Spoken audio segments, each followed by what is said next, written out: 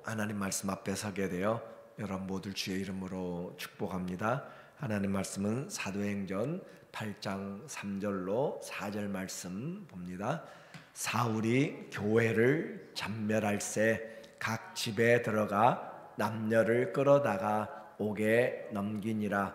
그 흩어진 사람들이 두루 다니며 복음의 말씀을 전할새. 아멘. 오늘은 핍박과 전도라고 한 주제로 말씀을 같이 나누도록 하겠습니다. 사도행전은 예수 그리스도의 부활과 승천 후에 우리에게 성령을 보내주심으로 교회가 새롭게 시작되었고, 그 교회가 확장되어가는, 곧 하나님 나라가 교회로 표현돼서 확장되어가는 과정입니다. 그리고 그 모든 과정이 사도행전 1장 8절에 오직 성령이 너희에게 임하면 너희가 권능을 받고 예루살렘과 온 유대와 사마리아와 땅끝까지로 내 증인이리라 라고 하시는 그런 사도행전 1장 8절의 말씀을 가지고 우리에게 증거하고 있어요. 그래서 1장부터 7장까지는 사마리아와 예루살렘에 대해서, 예루살렘과 유대에 대하여서, 그리고 오늘 보게 되는 8장부터 12장까지는 사마리아에 대해서 복음이 확장되어가는 말씀을 증거하고 있고, 그리고 13장부터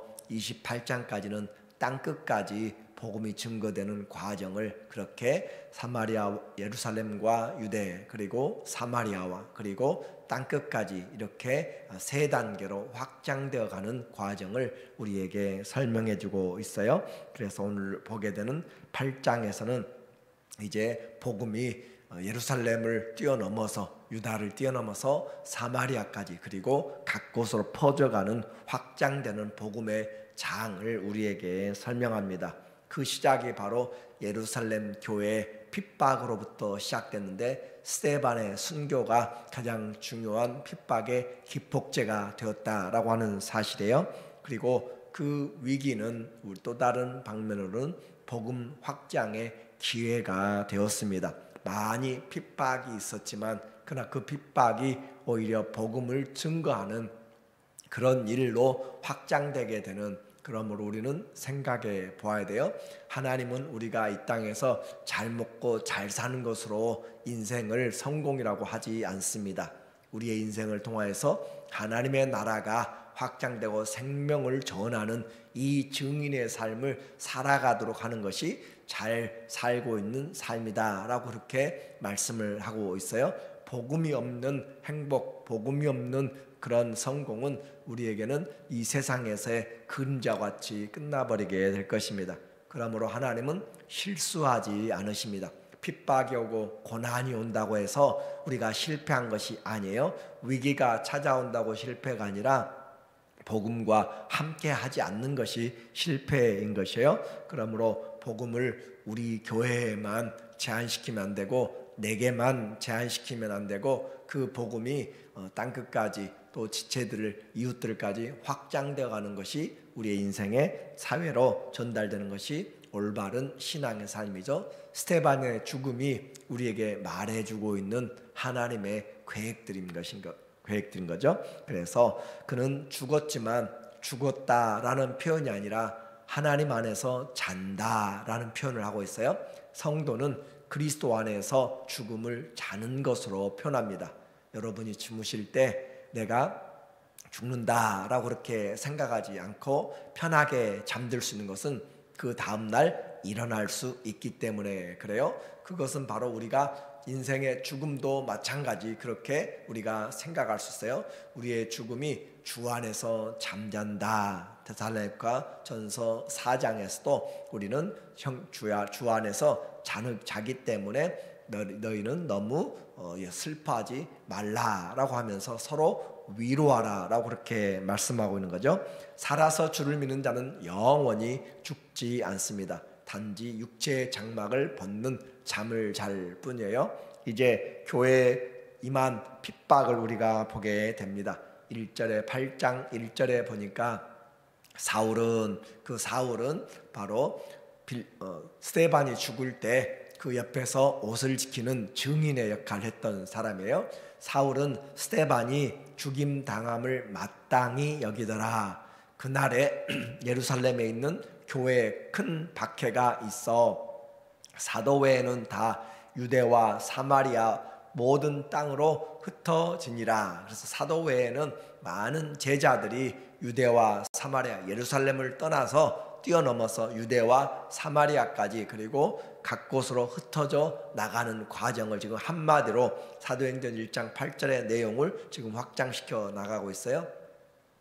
경건한 사람들이 스데반을 장사하고 위하여 크게 울더라. 사울이 교회를 잔멸할세, 교회를 완전히 없애버리려고 하는 거죠. 각 집에 들어가 남녀를 끌어다가 옥에 넘기니라. 이것은 또 다른 스데반을 만들기 위한 과정이에요. 그렇게 해서 교회를 잔멸한다, 없애버린다, 마지막 불을 다 꺼버리는, 그렇게 잔불 정리를 하는 것처럼 이와 같이 교회를 없애버리려고 하는 그런 계획을 가지고 각 집에 들어가서 남녀를 끌어다가 옥에 넘기는 스데반의 죽음이 바로 이와 같은 대핍박을 가져오는 계기가 되었습니다.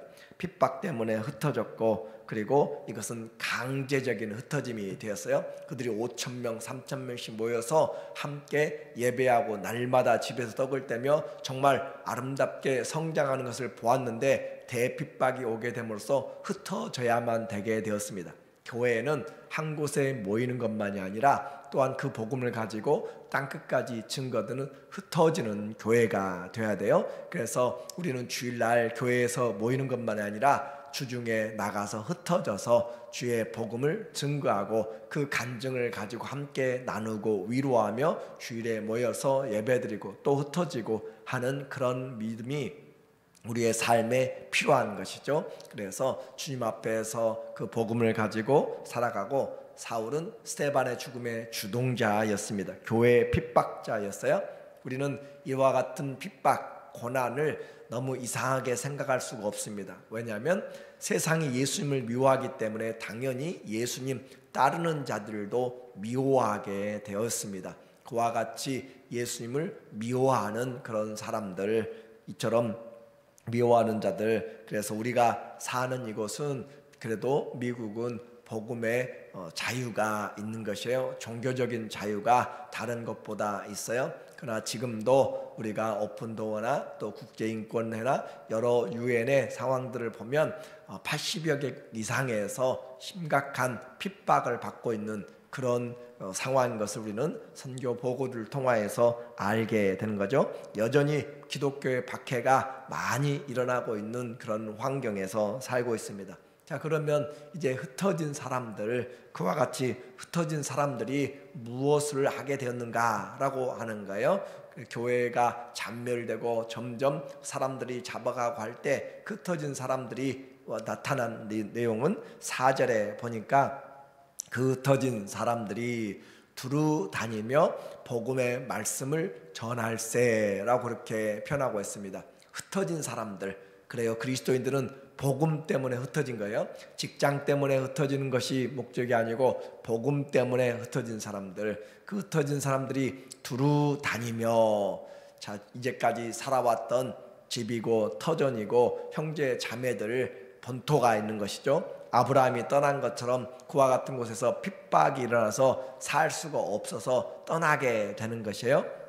그 흩어진 사람들이 두루 다니면서 원망하는 것이 아닙니다. 내가 어쩌다가 예수 믿어서 사업이 안 되고 고향을 떠나고 새로운 비즈니스를 해야 되고 새롭게 이사 가야 되고 여러 가지, 지금이야 가지고 갈 수 있는 차도 또 여러 가지 유월도 있고 그러지만 과거에 이사 간다라고 흩어진다라고 했을 때는 뭐 거의 마차나 또 낙이나 그렇지 않으면 그냥 짊어지고 가야 될 그런 형편이잖아요. 그렇기 때문에 많은 터전을 가지고 제대로 갈 수가 없는, 토지를 가지고 있는 사람들은 제대로 팔지도 못하고 가야 될, 집도 제대로 정리하지 못하고 가야 될, 그러니까 재산적으로 또 관계적으로 정말 엄청난 손해를 입는 것이죠. 그런데 그 다니는 사람들이 복음의 말씀을 전할세, 그러니까 그들에게 더 중요한 것은 복음이었다라고 하는 사실을 우리는 생각해 보게 됩니다. 쉽지 않은 일이에요. 삶의 모든 어려움이 닥칠 때 그럼에도 성경은 그들의 그 모든 것보다 더 우선적인 것을 표현해 주고 있어요. 빌립이 그들 중에 흩어진 사람 중에 하나죠. 빌립이 사마리아 성에 내려가 그리스도를 백성에게 전파하니 예루살렘에서 그 교회에 섬기도록 안수하에서 뽑아놓은 빌립입니다. 근데 그가 이제 흩어져서 사마리아 성에 내려가서 그리스도를 백성에게 전파했다라고 우리에게 말해주고 있습니다. 그들은 어디를 가든지 예수님을 증거합니다.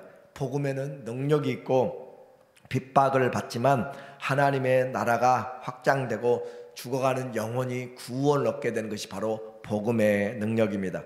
빌립 초대교회에서 이제 하나님의 스데반의 죽음 이후에 그의 이름이 두 번째 나타나고 있는데 성도는 어디를 가든지 복음을 전파한다. 그래서 12절에 보니까 말하길 빌립이 하나님 나라와 및 예수 그리스도의 이름에 관하여 전도함을 그들이 그렇게 전도함을 사람들이 믿고 남녀가 다 세례를 받으니 하나님 나라, 그가 전했던 것은 하나님 나라, 하나님 나라는 예수님이 다스리는 나라요. 하나님의 통치가 임하는 것이 바로 하나님 나라예요. 그래서 예수 그리스도의 이름에 관하여 전도한다.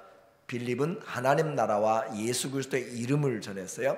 바울의 복음에 전하는 두 가지의 것은 예수 그리스도의 부활과 예수님을 전했다, 십자가를 전했다라고 그렇게 표현하고 있죠. 그래서 하나님 나라와 예수 그리스도의 이름에 관하여 우리가 전도할 때 예수님이 빠져버리면 안 돼요. 내가 잘 되었고 뭐가 간증이 되었고 기적이 일어났고 그런 것에 머물면 안 되고 예수 그리스도 그 이름 때문에 그 이름이 우리에게 가져온 하나님의 은혜들을 전하는 것이죠. 그래서 그가 하나님의 말씀을 듣고 이렇게 되었다라고 표현을 하고 있어요.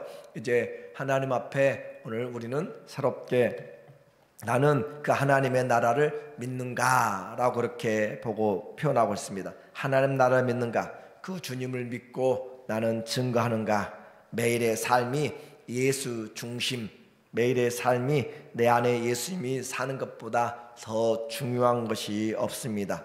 내가 먹고 마시는 이유, 또 살고 있는 이유, 또 내가 모든 환경에서 어디를 가든지 예수님보다 더 귀한 것이 없음을 알 때 내가 그리스도의 복음에 함께 연합된 사람이고 내 복음이 아니라 그리스도의 복음이 되는 거예요.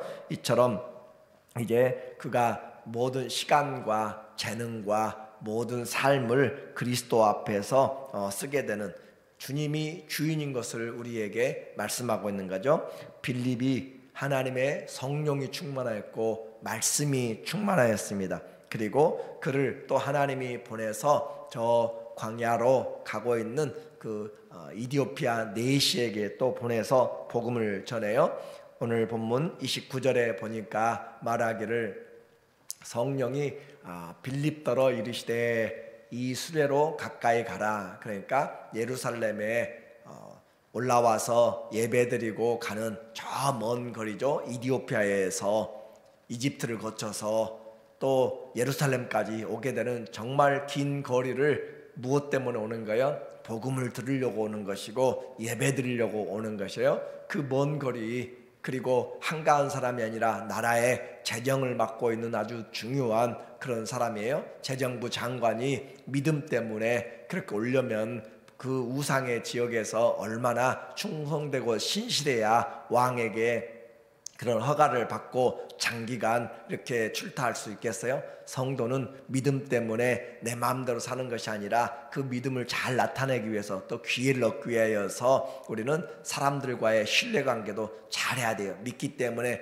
그냥 마음대로 살면 안 되고 그 복음을 잘 증거하기 위해서는, 그리고 복음의 기회를 얻고 또 그 더 나은 환경들을 위해서는 우리는 잘 섬김과 인격과 칭찬 듣는 사람, 그래서 우리가 말할 때 우리의 형편을 이해해 줄 수 있도록 하는 것도 중요한 역할이죠. 그래서 그가 이제 예배를 드리고 예루살렘에서 다시 이디오피아 자기 나라로 가려고 마차를 타고 광야를, 유대 광야를 지나가고 있습니다. 그리고 하나님은 예배드리고 간 내시를 향하여서 하나님의 빌립을 보내주고 있어요.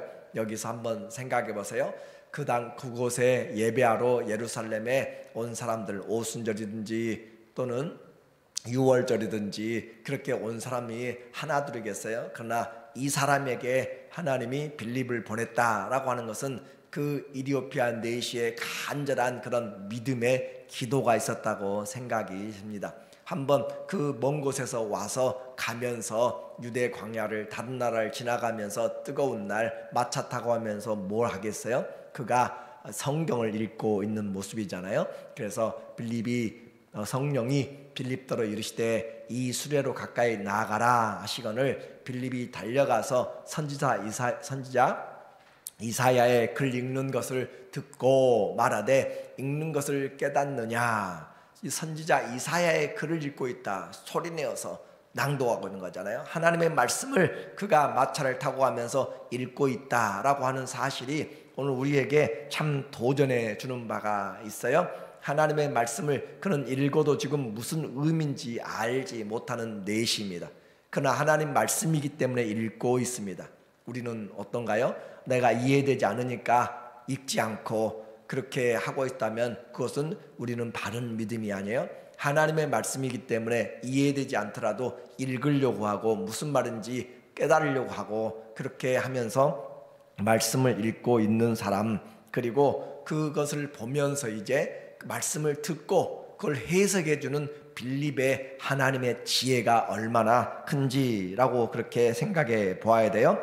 그 하나님의 말씀을 그가 읽고 있는 것은 이사야서 53장을 읽고 있는 것이죠. 32절에 그가 읽고 있는 내용이에요.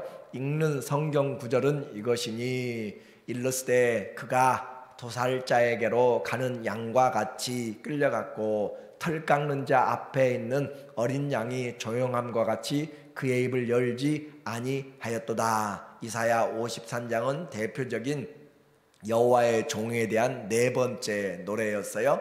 그런데 그 중에서 7절을 지금 읽고 있고 7절에 그가 굴욕을 당하였을 때 공정한 재판도 받지 못하였으니 누가 그의 세대를 말하리요 그의 생명이 땅에서 빼앗긴 것이로다 하였거늘 하면서 그 성경을 지금 읽고 있는데 도대체 그가 누구냐 이 말이에요. 그가 이사야를 말하는 것이 누구를 말하는 것인지 너무너무 궁금해요. 왜냐하면 하나님이 그에게 우리가 다 그릇 행하여 우리의 잘못 갔거늘 여호와께서는 우리의 죄를 그에게 담당시키셨도다. 그가 찔리면 우리의 허물을 인함이고 그가 상하면 우리의 죄악을 인함이라 하면서 도대체 그가 누구인가 이 믿음을 가지고 그 내시가 읽으면서 도대체 궁금한 것이죠. 아주 중요한 구약의 십자가의 사건이 바로 이사야 53장입니다. 여호와의 종에 대한 죽음. 그래서 유대인들에게도 이 이사야 53장은 너무너무 중요한 장이에요.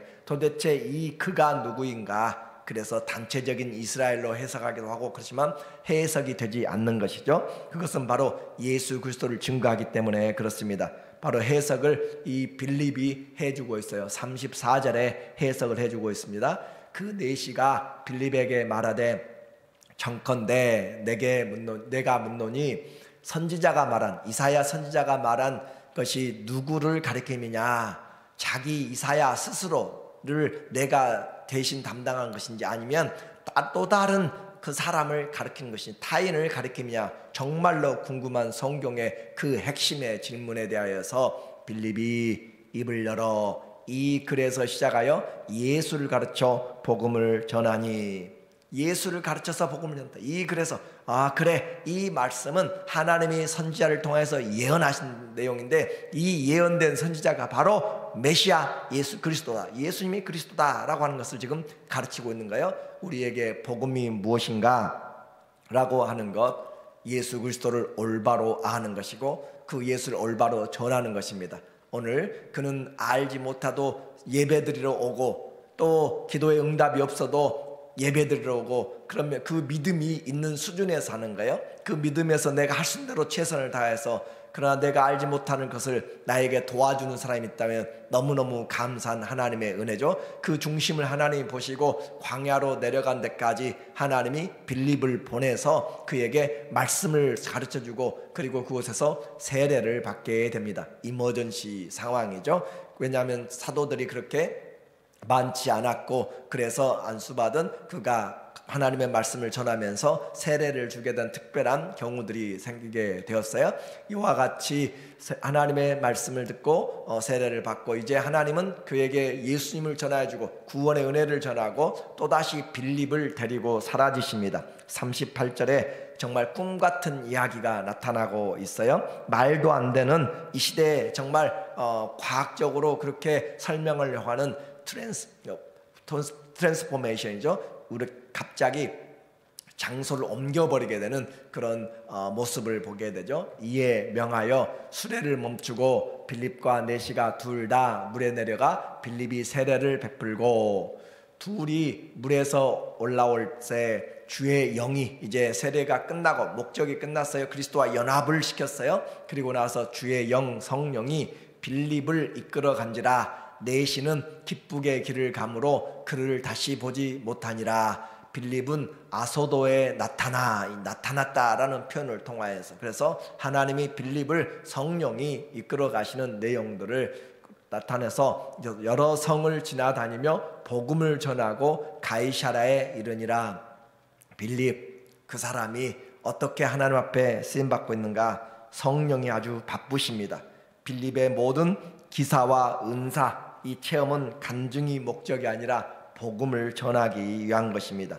오늘 사도행전에서 핍박이 다가왔어요. 대핍박입니다. 사도들 외에는, 몇 명 외에는 다 흩어져 갔어요. 그러나 핍박으로 끝나지 않고 복음 전도로 시작되었고, 또 예배드리러 오는 사람 그 중심을 하나님은 보시고 간절히 부르짖은 자에게 하나님이 하나님의 사자를 보내서 복음을 듣게 하시고 말씀을 듣게 하시고 예수를 믿게 하시고, 그렇게 해서 구원의 역사를 이루어 나가십니다.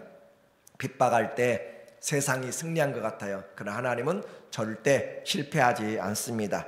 오늘 우리에게 흩어진 곳곳에서, 성도가 사는 곳곳에서 해야 될 것은 바로 이 복음, 예수 그리스도가 증거되고 있는가. 나만이 아니라 내 이웃에게, 지체에게, 아는 지체들에게 이 복음이 증거되지 않으면 우리는 제대로 삶을 살고 있는 것이 아니에요. 그래서 오늘 이와 같은 주의 은혜, 이와 같은 믿음의 열정, 이와 같은 성령의 열정들이 우리 모두에게 있어서 내시와 같이 열정을 가지고 주님 앞에 예배드리고 빌립처럼 열정을 가지고 하나님의 복음을 전하며 우리 모두에게 이와 같은 하나님의 성령의 일하심의 역사가 풍성하시기를 예수님의 이름으로 축원합니다. 아멘. 하나님 아버지, 예수님의 그 은혜를 오늘도 보면서 그 역사를 기억하면서 하나님, 우리에게 당한 핍박, 고난, 어려움 중에도 하나님의 나라 확장되게 하시고 우리를 통하여서 그리스도가 존귀케 되게 하여 주시옵소서. 말씀과 성령과 지혜와 칭찬받는 성숙한 신앙으로 예수 그리스도의 증인들이 되어지도록 온 교회, 온 가정에, 우리 인생에 복을 주시옵소서. 예수님의 이름으로 기도합니다. 아멘. 오늘